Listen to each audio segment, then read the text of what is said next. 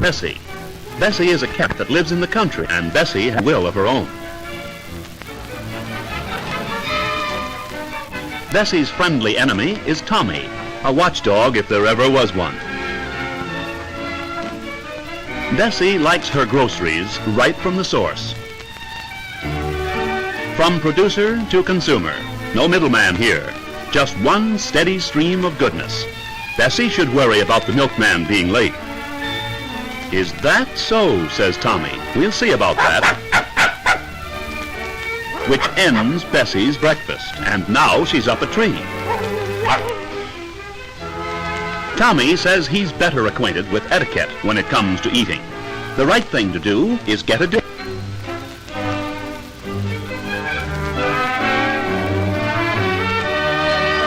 There you are. Patience and politeness have their own reward. Then, to show his gratitude, instead of sitting in the limb of a tree, Tommy opens the gate and lets Jimmy out to pasture. And gives a remarkable example of animal intelligence by closing the gate after her. Now meet Jimmy, a raven. Not an ordinary raven by any means, but one with exceptional intelligence. Hen's eggs are his favorite food. Wise hens stay in their cribs when ravens are around, for ravens may be intelligent, but they're also mischievous. Here's where Mrs. Cackler makes a mistake. So Mr. Raven, quick to seize the opportunity, arrives right outside her door. And this unusual picture shows a raven actually robbing a hen's nest. His beak is strong, but he's careful not to exert too much pressure so as to break the egg.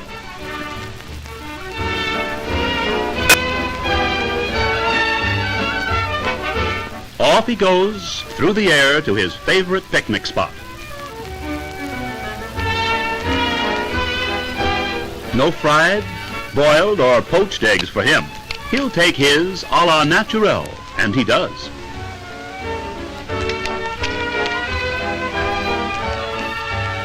In captivity, the raven makes an amusing and very intelligent pet. Take Jimmy, for instance. He wants to do everything his trainer does. For instance, Jimmy is intrigued by the typewriter, and he wants to try a hand, or a beak, at it right away. Okay, Jimmy, says Curly Twyford, who spent many years patiently training the bird. Let's see what you can do.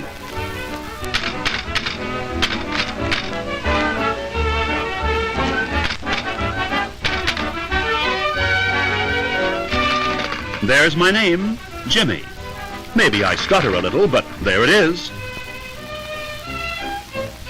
Jimmy has other tricks, things that he's seen Mr. Twyford do. And with this most peculiar instinct of wanting to emulate man's actions, he does them. For instance, there's that budget bank. When the slot on top is too small for the coin, there's only one thing to do. Ring up the cash register and open the drawer.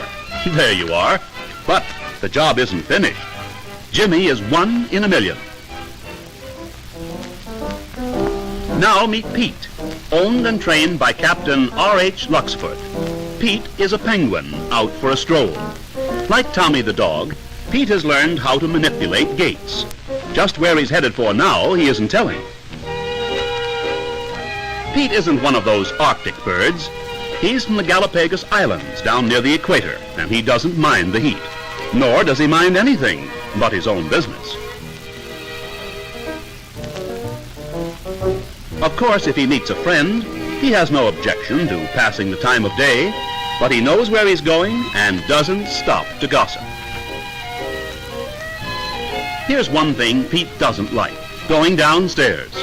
He can't fly down because his wings are useless for flight, but he'll negotiate the steps somehow.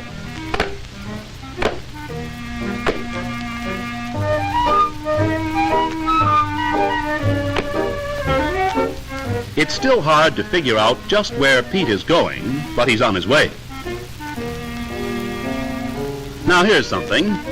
Without the help of a traffic policeman or stop signals, he's going to cross the street.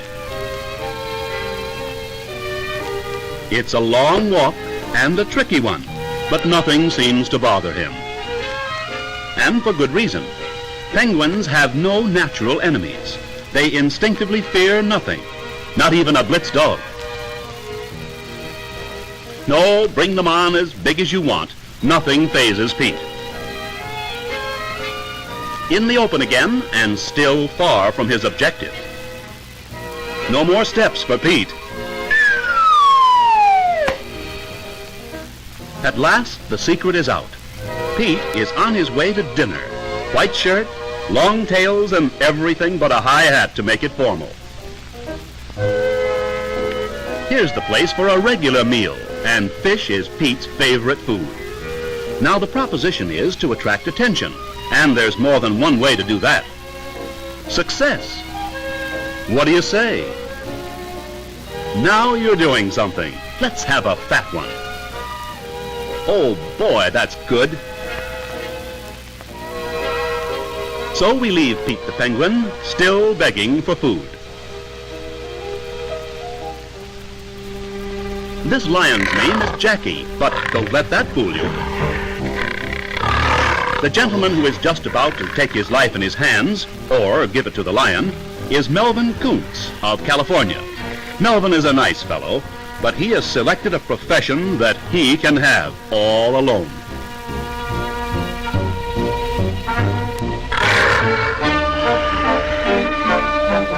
When Jackie was a little cub, he was taught this trick of picking up a basket and taking it to his trainer. He's 3 years old now, and he does it as gently as when he was a cub. Think of teaching a full-grown lion the trick of playing what we call dead dog. Well, that's what Melvin has done. First, he calls Jackie to come close. Then he fires a blank cartridge directly between Jackie's eyes. And Jackie, perfectly trained, lies down and plays dead. But the most thrilling and amazing part of Melvin's performance is yet to come. Hold your breath, because this fight is in earnest.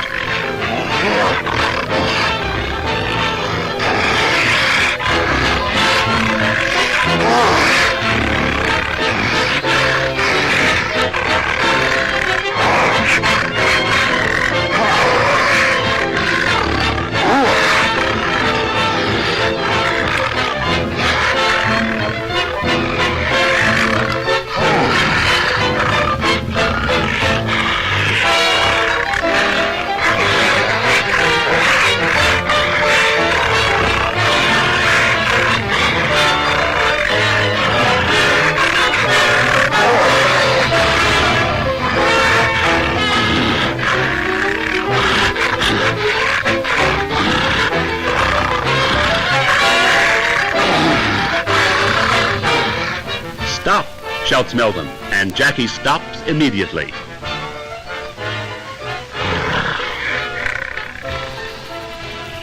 Now that the rough stuff has been disposed of, it's time they made friends again. It's time to cuddle and get comfortable. Oh yeah? But not for us. We'd rather talk about it.